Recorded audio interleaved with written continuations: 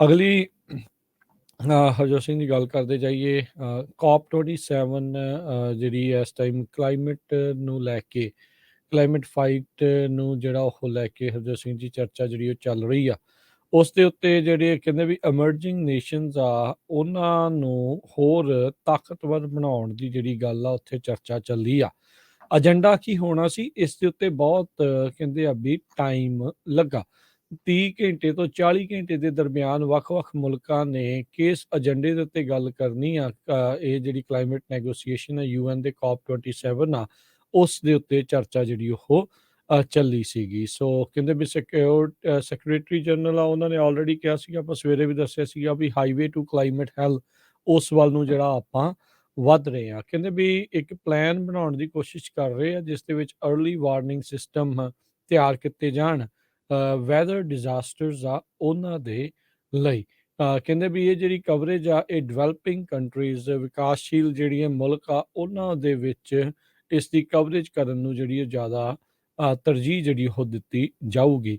ਅਮੀਰ ਮੁਲਕ ਤੇ ਕਾਰਪੋਰੇਸ਼ਨਸ, ਉਹਨਾਂ ਨੂੰ ਕਾਲ ਆਊਟ ਕੀਤਾ ਗਿਆ। ਉਹਨਾਂ ਦੇ ਉੱਤੇ ਸਵਾਲ ਜਿਹੜੇ ਉਹ ਚੱਕੇ ਗਏ ਵੀ ਉਹਨਾਂ ਨੇ ਆਪਣਾ ਬਣਦਾ ਹਿੱਸਾ ਯੋਗਦਾਨ ਆ ਇਸ ਦੇ ਵਿੱਚ ਨਹੀਂ ਪਾਇਆ।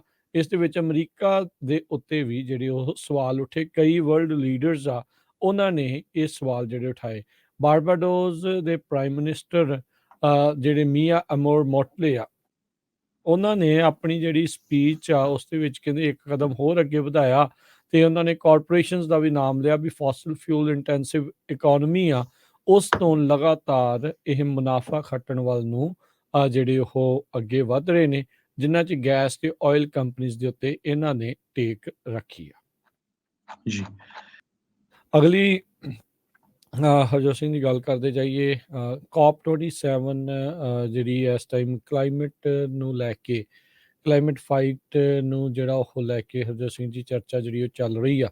ਉਸ ਦੇ ਉੱਤੇ ਜਿਹੜੇ ਕਹਿੰਦੇ ਵੀ ਐਮਰਜਿੰਗ ਨੇਸ਼ਨਸ ਆ, ਉਹਨਾਂ ਨੂੰ ਹੋਰ ਤਾਕਤਵਰ ਬਣਾਉਣ ਦੀ ਜਿਹੜੀ ਗੱਲ ਆ ਉੱਥੇ ਚਰਚਾ ਚੱਲੀ ਆ। ਏਜੰਡਾ ਕੀ ਹੋਣਾ ਸੀ ਇਸ ਦੇ ਉੱਤੇ ਬਹੁਤ ਕਹਿੰਦੇ ਆ ਵੀ ਟਾਈਮ ਲੱਗਾ। 30 ਘੰਟੇ ਤੋਂ 40 ਘੰਟੇ ਦੇ ਦਰਮਿਆਨ ਵੱਖ-ਵੱਖ ਮੁਲਕਾਂ ਨੇ ਕਿਸ ਏਜੰਡੇ ਦੇ ਉੱਤੇ ਗੱਲ ਕਰਨੀ ਆ। ਇਹ ਜਿਹੜੀ ਕਲਾਈਮੇਟ ਨੈਗੋਸੀਏਸ਼ਨ ਹੈ UN ਦੇ COP 27 ਆ, ਉਸ ਦੇ ਉੱਤੇ ਚਰਚਾ ਜਿਹੜੀ ਉਹ ਚੱਲੀ ਸੀਗੀ। ਸੋ ਕਹਿੰਦੇ ਵੀ ਸੈਕਟਰੀ ਜਨਰਲ ਆ, ਉਹਨਾਂ ਨੇ ਆਲਰੇਡੀ ਕਿਹਾ ਸੀਗਾ, ਆਪਾਂ ਸਵੇਰੇ ਵੀ ਦੱਸਿਆ ਸੀਗਾ ਵੀ ਹਾਈਵੇ ਟੂ ਕਲਾਈਮੇਟ ਹੈਲਥ, ਉਸ ਵੱਲ ਨੂੰ ਜਿਹੜਾ ਆਪਾਂ ਵੱਧ ਰਹੇ ਆ। ਕਹਿੰਦੇ ਵੀ ਇੱਕ ਪਲਾਨ ਬਣਾਉਣ ਦੀ ਕੋਸ਼ਿਸ਼ ਕਰ ਰਹੇ ਆ ਜਿਸ ਦੇ ਵਿੱਚ अर्ਲੀ ਵਾਰਨਿੰਗ ਸਿਸਟਮ ਤਿਆਰ ਕੀਤੇ ਜਾਣ ਵੈਦਰ ਡਿਜ਼ਾਸਟਰਸ ਆ ਉਹਨਾਂ ਦੇ ਲਈ। ਕਹਿੰਦੇ ਵੀ ਇਹ ਜਿਹੜੀ ਕਵਰੇਜ ਆ ਇਹ ਡਿਵੈਲਪਿੰਗ ਕੰਟਰੀਜ਼, ਵਿਕਾਸਸ਼ੀਲ ਜਿਹੜੀਆਂ ਮੁਲਕ ਆ ਉਹਨਾਂ ਦੇ ਵਿੱਚ ਇਸ ਦੀ ਕਵਰੇਜ ਕਰਨ ਨੂੰ ਜਿਹੜੀ ਉਹ ਜ਼ਿਆਦਾ ਤਰਜੀਹ ਜਿਹੜੀ ਉਹ ਦਿੱਤੀ ਜਾਊਗੀ। ਅਮੀਰ ਮੁਲਕ ਤੇ ਕਾਰਪੋਰੇਸ਼ਨਸ, ਉਹਨਾਂ ਨੂੰ ਕਾਲ ਆਊਟ ਕੀਤਾ ਗਿਆ। ਉਹਨਾਂ ਦੇ ਉੱਤੇ ਸਵਾਲ ਜਿਹੜੇ ਉਹ ਚੱਕੇ ਗਏ ਵੀ ਉਹਨਾਂ ਨੇ ਆਪਣਾ ਬਣਦਾ ਹਿੱਸਾ ਯੋਗਦਾਨ ਆ ਇਸ ਦੇ ਵਿੱਚ ਨਹੀਂ ਪਾਇਆ। ਇਸ ਦੇ ਵਿੱਚ ਅਮਰੀਕਾ ਦੇ ਉੱਤੇ ਵੀ ਜਿਹੜੇ ਉਹ ਸਵਾਲ ਉੱਠੇ। ਕਈ ਵਰਲਡ ਲੀਡਰਸ ਆ, ਉਹਨਾਂ ਨੇ ਇਹ ਸਵਾਲ ਜਿਹੜੇ ਉਠਾਏ।